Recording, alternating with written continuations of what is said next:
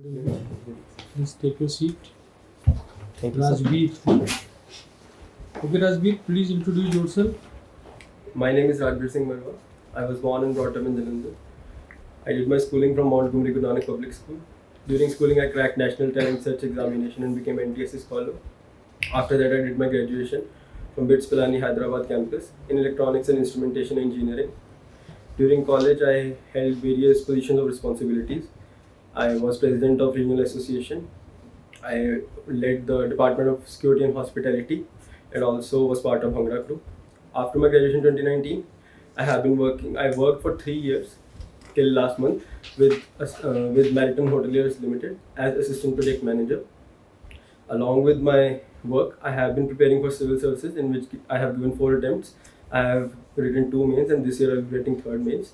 And in this journey, I was equally open to other opportunities, so I gave EPFO EO. Okay.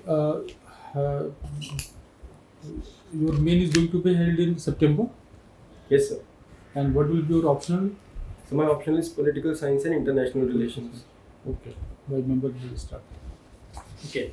Now, Rajbir, can you tell me what should be the India's role in this Sri Lankan episode? The Sri Lankan crisis is really grave, and they are our neighbors. So under neighborhood first policy, India should follow the non-reciprocity approach of Gujarat Doctrine and extend support in humanitarian aid, loans, help them in economic policy, as we have faced BOP in 1991, balance of payment crisis, and they are also facing similar situations. So we can guide them in policy making and help them in all other means to stabilize the region. Recently, some politician, mainly Sri Subramaniam Swamy, had said that India should form a government there. Do you support that? Sir, I don't support this. It is his personal opinion. But India should support the government, and India is doing very well, and they have also acknowledged that. And we have been known since past to extend all kind of support to our neighbors. Okay. What should India learn from this? So India should learn from this that they have gone for national bankruptcy because of a freebie policy, and it was exacerbated by COVID pandemic and Ukraine war. Within India, so we have many states which can cause subnational bankruptcies, which are having high fiscal deficit. So India should go for policies which eliminate irrational freebies. Can you say Punjab is the leading in more debt? Punjab state is leading state in this. Yes, sir. Punjab is having very high debt, 2.5 lakh crores of debt, and that is leading to high interest burden on the exchequer. Okay. So you do this community service. What do you do in that Yes, sir. particularly? Yes, sir. Community service has been part of my childhood upbringing. Since childhood, I have been working in community kitchen, and I practice that in gurdwaras. Apart from that, when I was in college, we worked for autistic children. We displayed the goods made by them and got revenue during fests.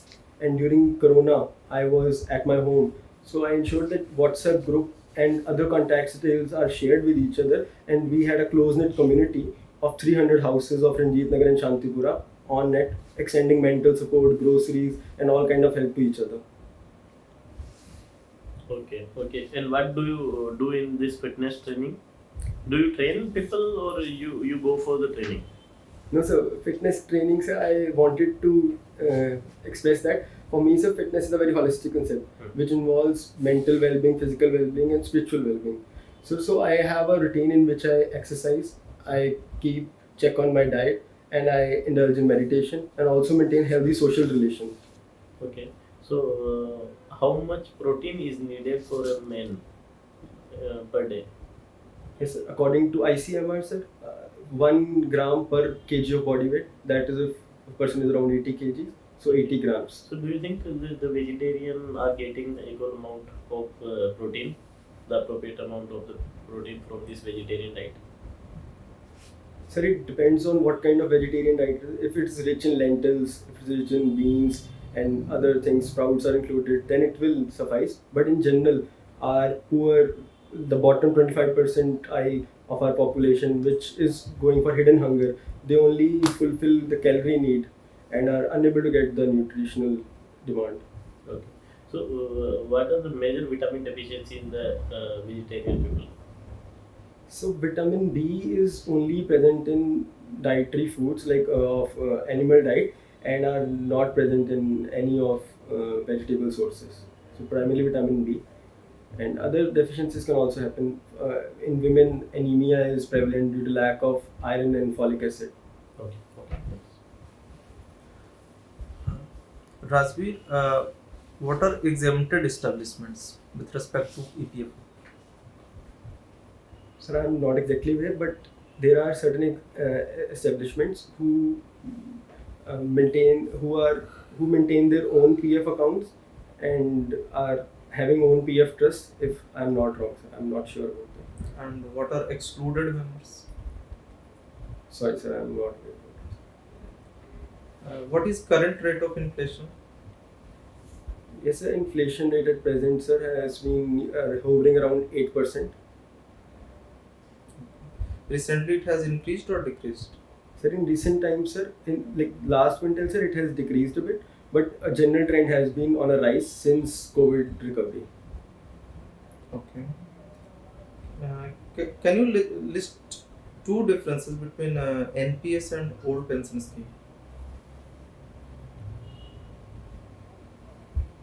Sir, I will not be able to do justice to this question, but sir, I know about NPS. Sir, it is giving around 10% interest. It's totally market linked. And sir, old pension scheme was different. It was for employees who, when they retired, the last salary which they earned, the 50% of it was made their pension. I know this much about it, sir. That's it. Okay, sir. Thank you, sir. I was not sure, sir. And have you heard about EPF, GPF, and PPF? Yes, sir. I've heard about it, sir. What are they? So EPF is under EPFO for all the organized sectors, more than 20 workers. So PPF is open to all, even below 18 years of age, anyone can open, and it has different maturity, and it's debt linked, so interest rate is around 5% at present, and it is flexible. And sir, GPF is for government employees, sir. They contribute and the government also contributes, and that serves as a pension for all the employees who came into government job after 2004. What is the objective of I2U2 grouping? Yes, sir. I2U2 is the second quad in the West, on the lines of earlier quad. I2U2 has members as Israel, India, UAE, and USA. So it is for multi-sectoral partnership, economic partnership, technological advancement, and ultimately it is having strategic purpose to ensure peace and prosperity in the Middle East. Rajbir, for India, many of our smaller neighbors have a hostile attitude. I would not say hostile, but they think that we act as a big brother. So, how can we allay this sentiment? So you're right, sir. There is a perception. What would be your approach if you are in some position of government? So the fear is very natural from India because the given size of India and these neighbors like Nepal, Bhutan, Bangladesh are landlocked and definitely India locked, if we can say. They are surrounded. They don't have borders with each other, but they all have borders with India. So that's a natural opportunity for India, that rather seeing border as a barrier, border can become a bridge and help them connect with each other, and then we can become a region from where all transit and routes can pass. And for that, sir, we need to deliver on our promises. We need to follow the policy of non-reciprocity, as mentioned by Gujarat Doctrine, sir. And present government is doing through their initiatives. Sorry to interrupt you, but still there is rise of anti-India sentiments in Nepal, in Myanmar, in Sri Lanka. So these sentiments are depending upon the political parties and their domestic politics, largely sir relations are very good.